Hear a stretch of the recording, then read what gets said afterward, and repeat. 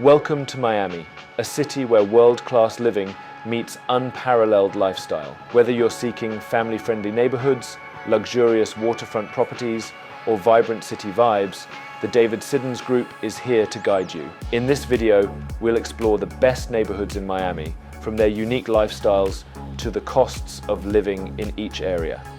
Whether you're relocating or just dreaming of the magic city, we've got the insider insights you need to make the right move. Let's dive in and find your perfect place to call home. So now let's go meet George in South Miami. So now we've come into South Miami. I am here with Coral Gables' Pappy, who actually lives in South Miami. This is George Salazar. George, tell us, what is South Miami? Tell us about it. So South Miami, to me, is one of Miami's best kept secrets. I feel that South Miami is a local favorite. South Miami is smushed between Pinecrest and South Gables, just a little west from the most expensive real estate in Miami. In this area of South Miami, what is it? It's an area of what? Houses, condos, what people say? Mostly houses. For the most part, we're talking about single family homes and families and some of the top rated schools. Definitely more affordable than Coconut Grove. Like right now, the new construction in South Miami is, roughly around $1,000 a foot. Can get up to $1,100 to $1,200 a foot if you're looking at the good stuff, like in, east of US 1, High Pines or anything like that. Maybe you can, the houses are coming in around $1,100 to $1,200 a foot even. As we're sitting here actually in one of my favorite regular hangouts, Cecile's, what are your favorites? I mean, you're a local. Okay, favorites, best lunch spot for sure, Café Pastis. For a quickie, I would say subbies or mojitos. And then for fine dining, I think it's in a class of its own, Fiola. Yeah, that's a great restaurant. Absolutely. Right behind our Yes. office. It's amazing. What's your favorite part of the neighborhood? But I would say the downtown South Miami.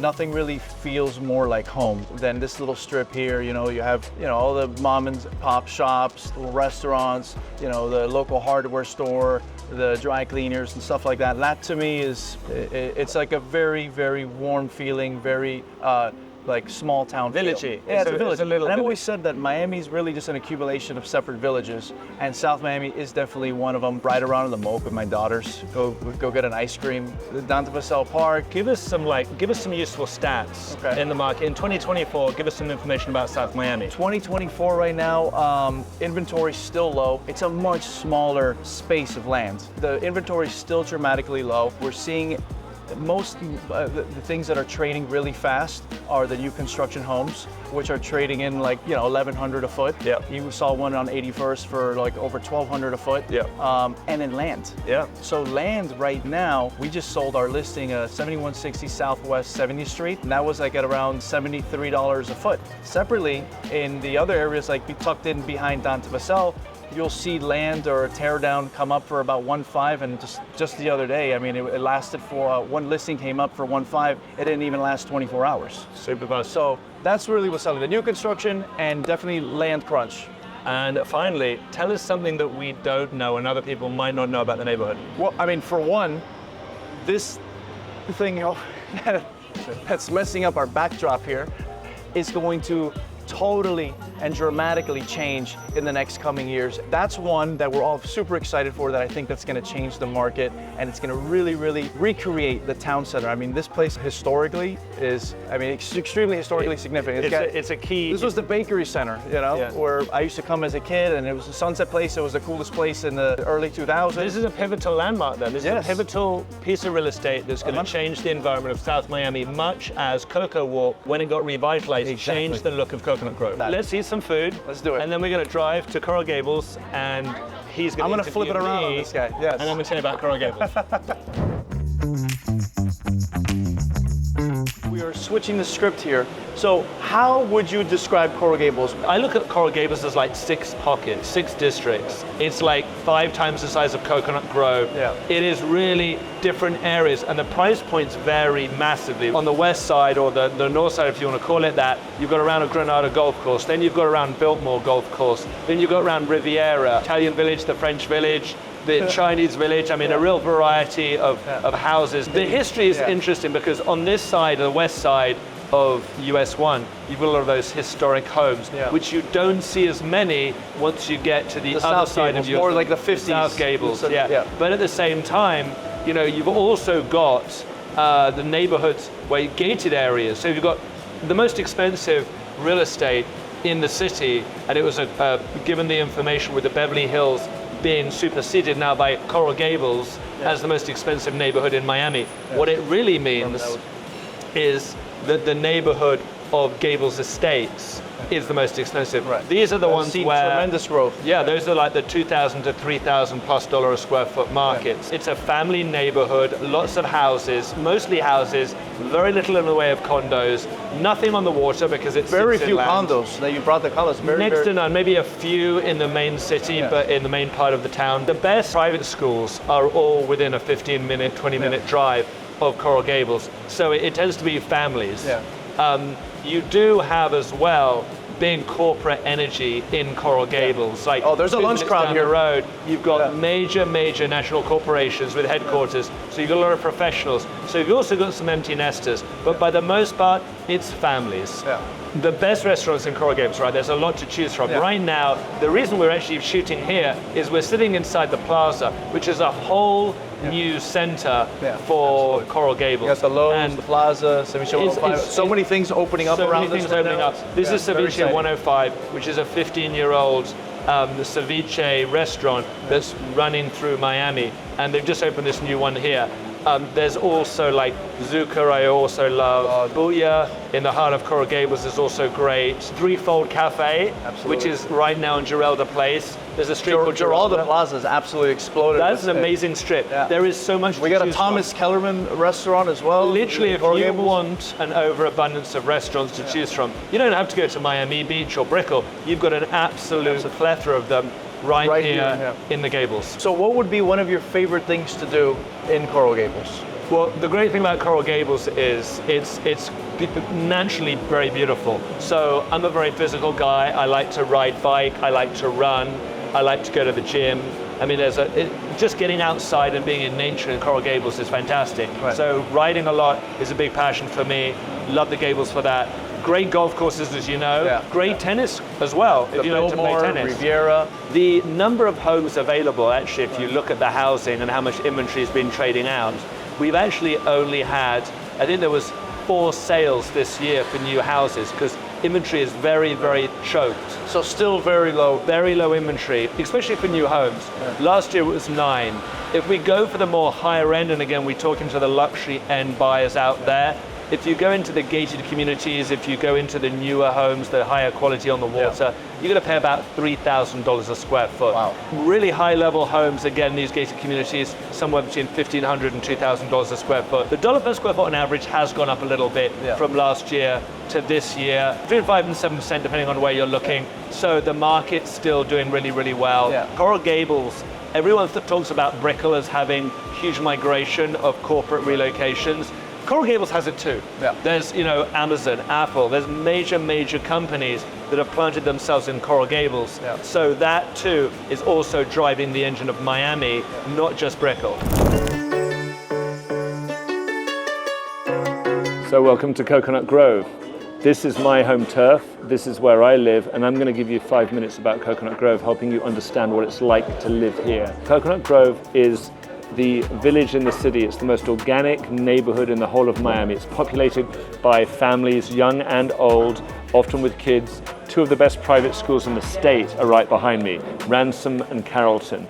Incredible location, very green, very lush. It sits on the bay. There's a marina here. 10% of the neighborhood is condos. 90% of it is houses. A great plethora. It's a high-end neighborhood. Now, where am I right now? My favorite restaurant. This is a Marl. This is right in the heart of the Grove. It's beautifully organic. It's very chic. A very nice place to hang out. What do people in the Grove do? Well, because it's very outdoorsy, you'll see a lot of cyclists, runners. It's a very active neighborhood. Again, there's walking paths up and through the village. There's a number of really great parks. Because it's home to the US sailing team, the big marina houses so many boats. So sailing and that lifestyle is a big part of it. And of course, once you go around the neighborhood, you start to appreciate these gated little pockets. It's a high-end neighborhood. Now let me give you some stats on the neighborhood. Homes here really range from about $2 million up to, well, the sky's the limit. You've got waterfront homes down here for around $40–50 million at the top end of the market. But there's a lot of product that's between the $2 and the $6 million mark. This neighborhood, unlike Coral Gables or Pinecrest, the lots tend not to be massive. There's a lot of 8, 9, and 10,000 square foot lots. There's a few bigger than that, but that's the majority. Here is an interesting fact. The values in Coconut Grove have gone up more than any other neighborhood in the whole of Miami. We have appreciations of 160%, and we've got condo product that's matched that. Now, what do you expect to pay? Dollar per square for a home is somewhere between $800 and $1,400 a square foot. The condo market ranges from about $1,000 a square foot up to just over $3,000 a square foot, the newest luxury product. Now here's a fact you might not know. There is a severe shortage of inventory within this market at the luxury end. We're constantly striving to find new homes and new condos at the upper end of the market. The big problem is high-end homeowners and condo owners don't want to sell because they have nowhere to go. This represents the top of the mountain, and that is why right now it's making it very hard to buy luxury homes and luxury condos.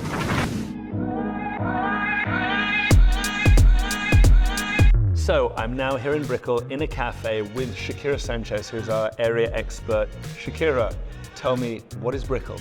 So Brickell is known as the financial district of South Florida, but it's much more than that. You are right by the water everywhere you turn. You have restaurants everywhere you go. It's a very vibrant neighborhood, but still has beautiful areas that are nice and quiet after a long day of work, want to go for a walk, and of course by the water, which is always so peaceful. And so who lives here? Who lives in Brickell? So we have a combination. Before, it used to be a lot of younger professionals and just professional network in general. We still have that as the primary foundation, but we have families coming in. We have people that are looking at it as a vacation home as part of the year. So we really have a wide variety of residents. And as you live in Brickell, tell me some things like, what's your favorite restaurant? Well, lucky enough, we're actually sitting in the same location. So it's Lamar, which is an iconic restaurant in a beautiful location at the Mandarin in Brickell Key, which is a neighborhood that I personally love. It's a delicious Peruvian food with all types of beautiful dishes, and you have a beautiful view of Brickell. You know, you have so many places to choose from, whether you want a cozy location, a picturesque location, or just delicious food. And what do you like to do in Brickell? How do you spend your time as a Brickell resident? Well, my husband and I love to go for walks, and we do enjoy the quieter life to things. So we do like to walk around South Brickell, which has beautiful tree-lined streets. We also love to venture out into Brickell Key, which is a gorgeous island that has a beautiful walkway around, and you can really take in the view and just kind of go away from all the noise. And there is a lot of noise. It's a busy place. So if you want to go shopping, you want to go to the movies, yeah, there are a ton of gyms. It's like this little mini Manhattan. You've got it all. So as the industry expert of Brickell and as an analyst, as we all are, give me some stats about Brickell. So Brickell is still a bargain, relatively speaking, to what's available. It's a primary neighborhood that the average price per square foot is around, $700 to $800. I think we are in an extraordinary transformation for the neighborhood because we're seeing it grow, we're seeing it expand, and we're seeing it go into the more luxury and ultra luxury end. And a lot of these projects that are going to be coming in the next couple of years are in some of the best locations today. So I think it's going to be very exciting to see all of these projects come to life because we truly don't have that at this moment. There's a handful of buildings that we love and we recommend to our clients, but truthfully, the best years are still ahead of Brickell. Tell me something I don't know about Brickell. So right now, Brickell is in the process of having the biggest wealth migration in US history, which I think is going to be incredible to see materialize throughout the next couple of years. And this is all starting with some of the most important businesses and especially hedge funds that are going to be anchored here in Brickell. And this year, we're going to see an extraordinary office tower actually deliver and welcome these businesses because there isn't enough luxury and ultra luxury product. I think it's going to really, be a nice combination for both worlds and really putting Brickell more on the map. Does that mean investment opportunity for those out there at the ultra luxury level? Yeah, absolutely. So there you have it about Brickell. I'm here with David Vasquez. He is our territory manager for single family homes on Miami Beach. David, thanks for doing this. Yes. Moving up into this neighborhood, where are we right now? So right now we're located in Sunset Harbor. Sunset Harbor is a really local little hangout spot for people who live in Miami Beach full time. We're in between kind of like Sunset Islands, the Venetian Islands, and the north part of the South Beach Island. Who comes to Sunset Harbor? You have people who live along West Avenue, you have people who live in Sunset Harbor, and you have people who live in the houses of Sunset Islands and the Venetians. And I guess you've also got North Bay Road, like is it merely a stone's throw away? So just a few blocks north of us. So I mentioned everything mostly south and east. Just a few blocks north, we have North Bay Road, which is obviously a very famous road. And we have Miami Beach Golf Club, LaGorge, the neighborhoods of Bayshore, Nautilus. These are all primarily single-family homes. So in Miami Beach, single-family homes, it's not like a walking community. I like to think of it as like a golf cart community because from the Venetians, from Sunset Islands, from North Bay Road, Bayshore, to get to Sunset Harbor, which is where most people do like to hang out, most locals, you're about a 3 to 10-minute golf cart ride from your home.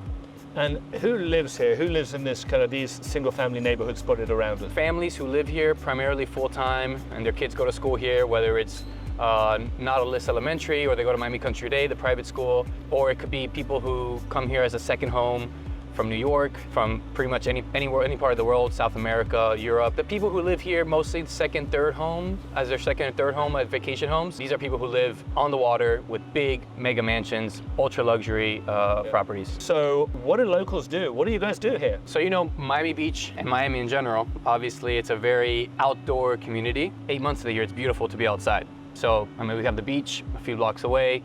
The boating community is huge. The locals love playing paddle, pickleball, tennis. Kite surfing is really picked up in Miami Beach, which is basically anything that involves outdoor activity, going on bike rides, long walks on the boardwalk, which now goes from South Point all the way to Bow Harbor. Being outdoor and living the fit lifestyle is really what Miami Beach kind of like represents. What is your favorite high-level restaurant? Yeah, so right now we're at Pura Vida, which is in Sunset Harbor. They're all over town now. They're absolutely killing it. This is great spot for healthy lunch, great spot for a coffee with a meeting with a client. Very easy, light and casual. Mila's in Lincoln Road is actually incredible too. That's probably my favorite spot for fine dining. Let's give everybody something a little bit more than on the tour, the statistics. Give us some market statistics. Miami Beach, for the first time, single family homes, for the first time in 8 quarters, inventory is dropping. I think we saw the peak in our inventory for single family homes, which will eventually lead to prices starting to increase again, right? Yeah, and what do people pay when they want a home on the water? Let's just go for those luxury properties on the water. So what do these guys pay? Super luxury in Miami, top 10% of single family homes being sold. The average price is $20 million. And that's starting at a price per square foot between $3,000 to $3,500. But entry level for an ultra luxury home is starting around $15 million. And $15 million doesn't get you new construction. To be new construction, you have to be $25 million up for luxury waterfront. Now for dry lot, it's a little bit different. The average price per square foot for a dry lot, it's more along $1,500 a foot. New construction goes closer to the $2,000, $2,100 a foot. Yep. But again, there's a lot of factors, the size of the lot, maybe it's on the golf course, which adds a lot of value. It's not on waterfront, but it is a nice feature. So those typically trade in the low $1,500, but could go up to $2,000. And the new construction dry lot could be 10, 12 million on the high end, but the median sales price is 3.3 million in Q2. So tell us something that we don't know about Miami Beach. A lot of buyers want to go in, get the old ugly duckly home, renovate it completely, and kind of get in a deal, right? But in Miami Beach, if you're gonna spend up to 50% of the value of the home, oftentimes they'll make you tear down the house completely and they won't even issue you the permit. They won't allow you to issue the permit. They'll make you tear it down and build a new construction, just to meet today's standards of zoning and regulation for the city. And a lot of people get caught out by that, so that's a great fact and very, very useful for those looking to buy on Miami Beach.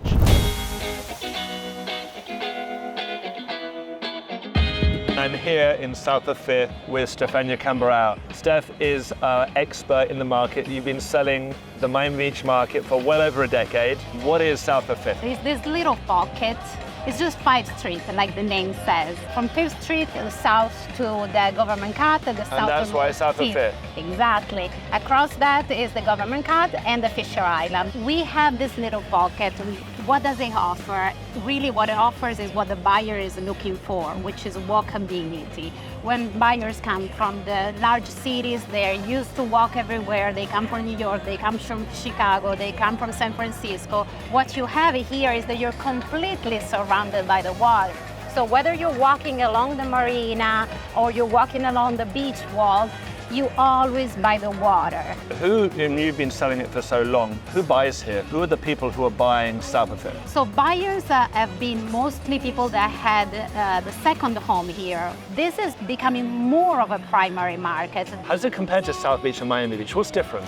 There's a big difference. This is more of a neighborhood. It's an actual community. There's a great public school, which is the South Point Elementary, that has attracted a lot of families who have chosen to literally walk a few steps to go to school and take their kids like this instead of having long commutes. Private schools have easy commutes and come back to this, which is so precious and what families really appreciate. Outdoor living, the South Point Park, for example, this is like 17 acres of land, extremely manicured, and right by the marina and the beach, which is the best amenity you can have. And unlike South Beach, I guess, there's a little less tourism down here because it's more local. That is correct. You really connect.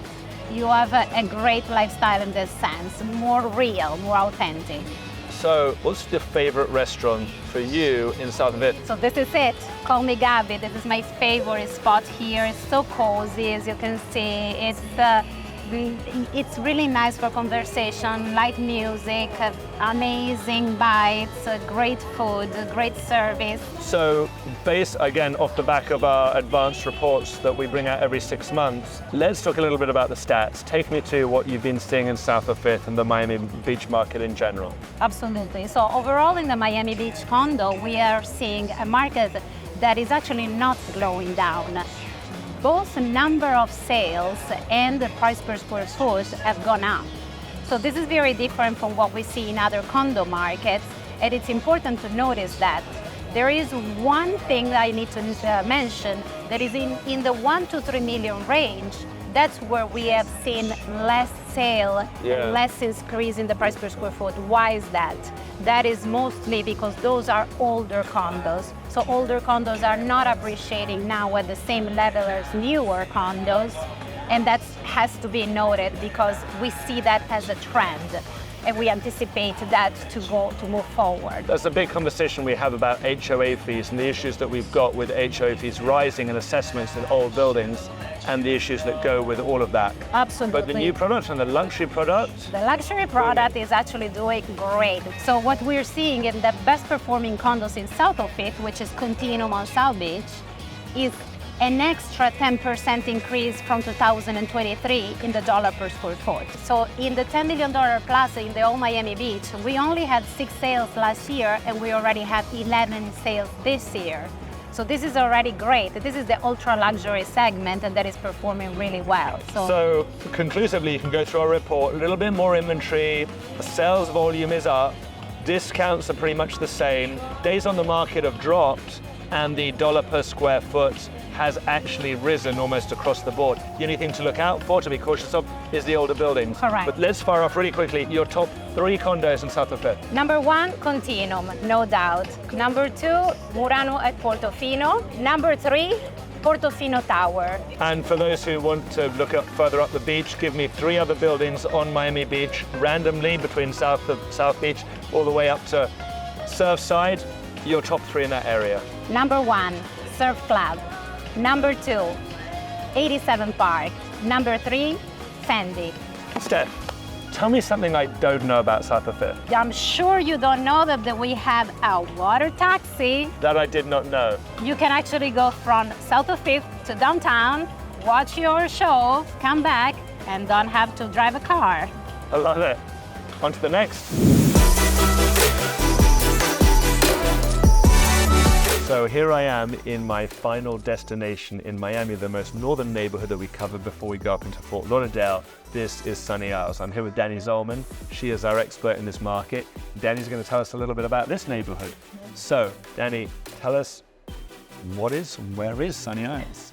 So Sunny Isles is a 2.5-mile strip just north of Bal Harbour and west of Aventura. It's its own city with its own police force, tons of parks, and really well known for its beautiful beaches. And who lives here?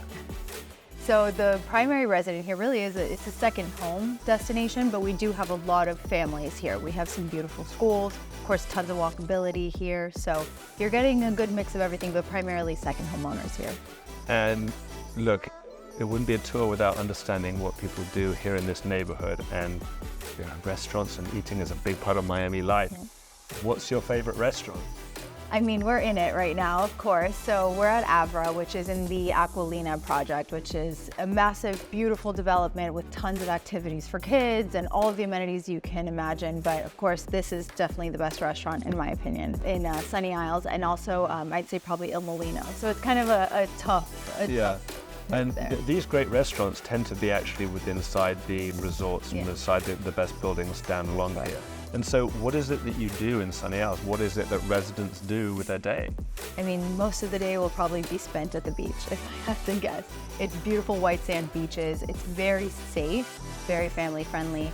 And it also has a ton of walkability. So you can walk to these, strip malls, but they're very well equipped with all of the best little restaurants, cafes, coffee shops, little shops, boutiques. So I love it. Let's look around. And Gulfstream Park is a little bit north, so that's not far. Aventura, as you said, is like 10 minutes across the bridge. Exactly. But obviously you go a little bit south, it's into Bal Harbour. Right. Speaking of which, give us some market statistics or some information for buyers out there who are thinking about Sunny Isles. So what's interesting about Sunny Isles is, in my opinion, we have the most beautiful beaches here, but it actually happens to be one of the most affordable destinations for waterfront property. So the average price per square foot here is more or less around $1,200 to $1,300, which is pretty great if you compare it to South Beach or any of these other neighborhoods that are trading at around $3,000 a foot for a new project. So, and we have two beautiful new developments as well here in Sunny Isles. We have the Bentley residences and the St. Regis, which is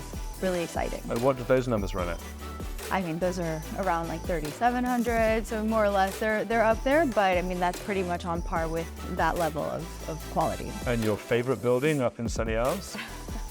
That's a tough one, but I happen to love the Aquilina, but also Brickell I think is really beautiful. There's tons of beautiful projects. You have the Muse, you have the Turnberry Ocean Club, you have all these amazing, beautiful developments here. So yeah, Aquilina is definitely my favorite, and obviously it's sandwiched right between the two new towers. Here is Avra, and you've got the North Tower and the South Tower. Incredible big unit building, really ultra luxury. And finally, tell me something I don't know about Sunny Isles. Well, what's really interesting, it's not a very big city, right? It's only 2.5 miles, but we actually have 11 parks in Sunny Isles. So the most green space per capita in any city here in Miami-Dade. So really interesting fun fact. You have splash pads, playgrounds, you even have a fishing pier. So you have pretty much, everything here, but it's really a very green and lively neighborhood. Well, a lot that people probably didn't know. So if you want more information about this neighborhood, here's your gal. Happy to help. Let's go to the next neighborhood.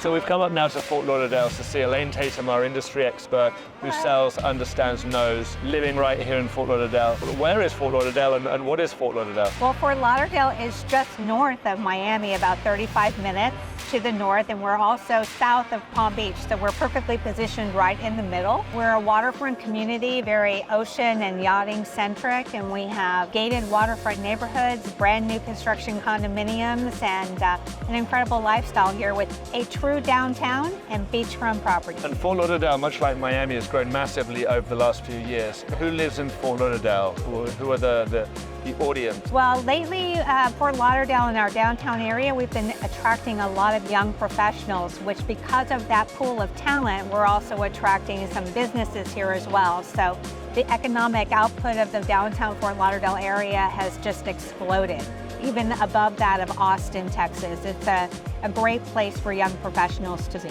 So it's not just a seaside beach town anymore, it's got a real commercial engine built behind it. Yes. As a local, give us like your favorite restaurant. Oh my gosh, well, we're sitting right now in Cafe Bastille. I wish it was a more beautiful sunny day for you. We're right on the canal front, so a lot of everything in Fort Lauderdale is based on the water, but I do have other favorites. Anne's Floristan Cafe on Las Olas Boulevard, the Lobster Bar. I love coconuts on the Intercoastal Waterway, and Evelyn's at the Four Seasons. So whatever level of dining you're looking for, morning, noon, or night, we have a beautiful option for you. And a lot of restaurants are based around the waterfront on the canals, because you've got over 300 miles of navigable waterways through Fort Lauderdale. What do people do here? What do you like to do up here in Fort Lauderdale? I love boating. I love going out. We have a boating club membership, so I love to explore the waterways with friends. And I love visiting the beach. I have a beach club membership, so it's experiencing all that there is in the waterfront lifestyle.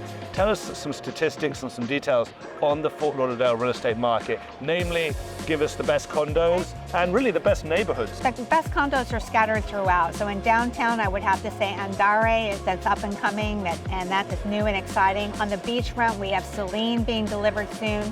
The Four Seasons and Auberge are two standouts down there. And I'm very excited to say that we have the Pier 66 coming online.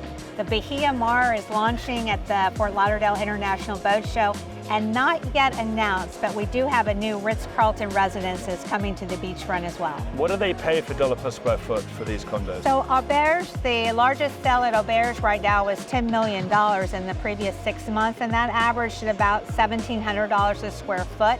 But ultra luxury, I would say $2,000 per square foot in the condominium market, and around $1,800 a square foot for ultra luxury in the waterfront homes market. But just generally speaking, both are averaging about $1,000 a square foot. And talking about waterfront homes and waterfront living, single family, give us the top 4 or 5 neighborhoods for people to live in Fort Lauderdale for a home. Okay, that's easy. I mean, top of the list would be Harbor Beach. Gorgeous, waterfront canals, wide, have your vessel, have the full lifestyle package, and easy access to the open ocean. Las Olas Isles, iconic. As you drive from downtown, the 5 minutes to the beaches, you're passing this beautiful waterfront neighborhood. A little further north, we have Coral Ridge, and beyond that, I love also Bay Colony. Gated, secure, protect your castle. It's a great neighborhood to live in. Wonderful. And finally, before we get rained on in Fort Lauderdale today, tell us something people might not know, or tell me something I might not know about Fort Lauderdale. Well, if you did not know, you should know, we are home to the world's Stanley Cup champions. And we also have the world's greatest soccer player that lives in the Fort Lauderdale area.